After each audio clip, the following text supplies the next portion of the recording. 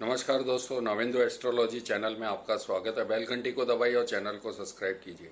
आज बात करेंगे वो ग्रह जो बीमारी के लिए जिम्मेदार होते हैं। स्वस्थ शरीर जीवन का सबसे बड़ा कायक है, यानी वो सेइंग है, निरोग स्व भव। जीवन में अपनी जिम्मेदारियों का पालन करते हुए ये शरीर ही होता है जो आपको रोटी से लेकर सुख और वैभव और सफलता देता है। अगर आप इसका ही ध्यान नहीं रखेंगे तो परेशानियां हो जाएंगी। ये वो मशीन है जिससे आप सब कुछ पाते हैं। अब कईयों की कुंडली में ऐसे ग्रह योग बन जाते हैं जिनको लेके वो पूरी जिंदगी बीमार रहते हैं, उन्हें पता नहीं रहता, स्वास्थ्य खराब रहता है, डॉक्टरों के पास जा जा के चक्कर, उनके मतलब पैसे बर्बाद हो जाते हैं, फिर भी उन्हें ये पता ही नहीं होता कि हमारे शरीर की बीमारी क्यों खराब है और क्यों ये हो रही है।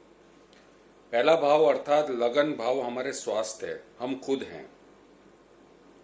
लग्नेश की स्थिति व्यक्ति के स्वास्थ्य को डिग्री करती है, यानी लग्नेश यानी 1 नंबर कुंडली का जो होता है। अगर वो 6, 8, 12 में आ गया, अगर लगन के ऊपर राहु केतु शनि की पाप दृष्टि हो तो वो पूरे जीवन बीमार रहेगा। दूसरी बात, कुंडली का छठा भाव रोग या बीमारी का भाव माना जाता है। ऋण, रिपू, कर्जा, कॉम्पिटिटिव एग्जाम, तलाक, बहुत कुछ। और वैसे देखा जाए तो पहला भाव और छठा भाव ही होता है जिससे हम आदमी के रोग की पूरी जन्म कुंडली निकालते हैं। वैसे मेडिकल एस्ट्रोलॉजी बहुत डिटेल में होती है, लेकिन मैं अगर उसको समझाने बैठूंगा तो शायद बहुत कुछ आपको मेरे को 2 घंटे निकाल के देने, इसलिए सिंपल वे में लगन कुंडली से ही आप अपनी बीमारी का रीज़न ढूंढ सकते हैं। ऐसे में व्यक्ति का स्वास्थ्य की स्थिति पहले भाव और छठे भाव से होती है।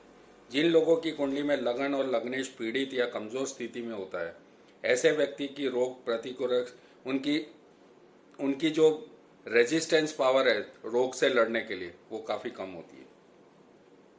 उनके स्वास्थ्य में अधिकतर उतार चढ़ाव रहते हैं। ऐसे व्यक्ति के रोग प्रति क्षमता कम होने से उनकी हड्डियां कमज़ोर होती हैं, उनको फ्रैक्चर जल्दी हो जाता है। अगर वो गिर जाएंगे तो उनका फ्रैक्चर हो जाएगा। बीमारियां उनको जल्दी चपेट में लेते हैं। जिन लड़कों का या लड़कियों का चंद्रमा पीड़ित होता है, खराब होता है, उनकी भी बॉडी का इम्यून सिस्टम वीक होता है, वो कम पानी पीती हैं, इसलिए शायद उनकी बॉडी का रेजिस्टेंस पावर कम होता है। अगर कुंडली में चंद्रमा छठे या 8वें भाव में है तो इम्यून पावर कम होता है, ये बात समझ लीजिए। यदि कुंडली में छठे और 8वें भाव में कोई पाप योग बन रहा है तो व्यक्ति का स्वास्थ्य समस्याओं से ही भरा होगा, वो ऐसी बीमारी से पीड़ा होगा। यानी मैं एग्जांपल दूं कि छठे में अगर चंद्रमा है, छठे या 12वें में एक दूसरे को देखते हैं तो होगा क्या कि आपका इम्यून सिस्टम जो बॉडी का होता है, जो रोग से लड़ने की आपकी एनर्जी लेवल है वो कम होगी, और पानी कम पिएंगे, आप डिप्रेशन में रहेंगे। जिनका चंद्रमा छठे या 12वें भाव में होता है, जिनके कुंडली में छठे घर में राहु या शनि राहु 6, 12, 12, 6 में हो, वो भी जीवन भर क्या कहते हैं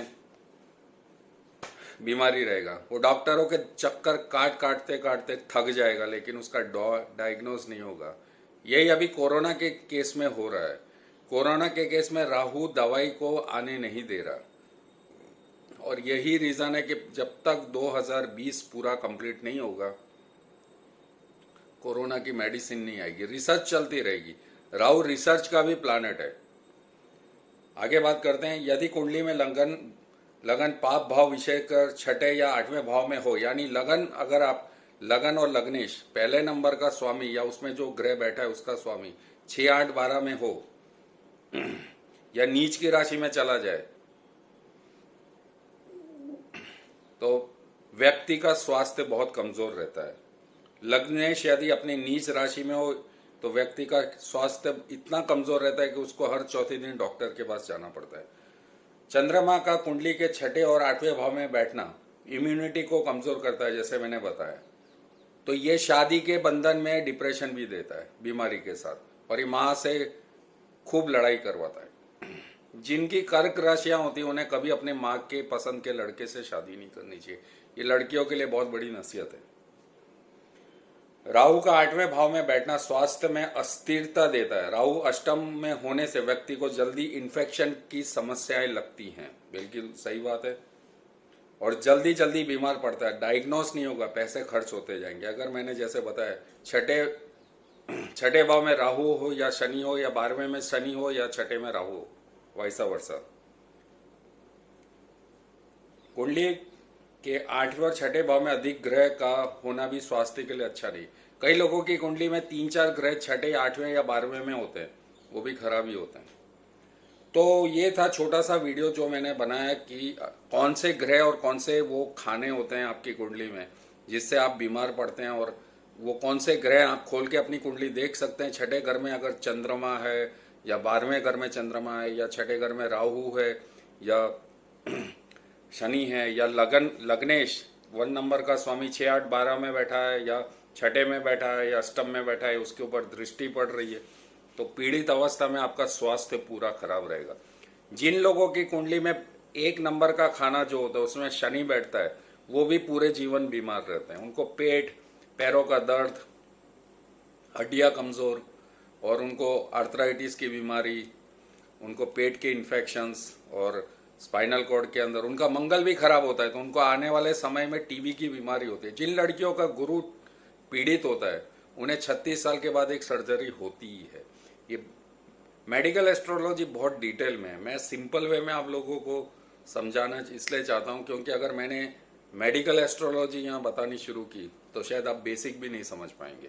तो मेरा काम है कि आपको बहुत सिंपल वे में समझाना कि आप कुंडली खोल के अपना देख सकते हैं कि छठे भाव में अगर चंद्रमा है, राहु है, शनि है, लग्न के स्वामी को 6, 8, 12 में, तो ये चीज़ें होती हैं। तो ये था छोटा सा वीडियो, उम्मीद है आपको पसंद आएगा। कोई कमेंट है तो नीचे लिखिए। मिलते हैं नए वीडियो के साथ। नमस्कार।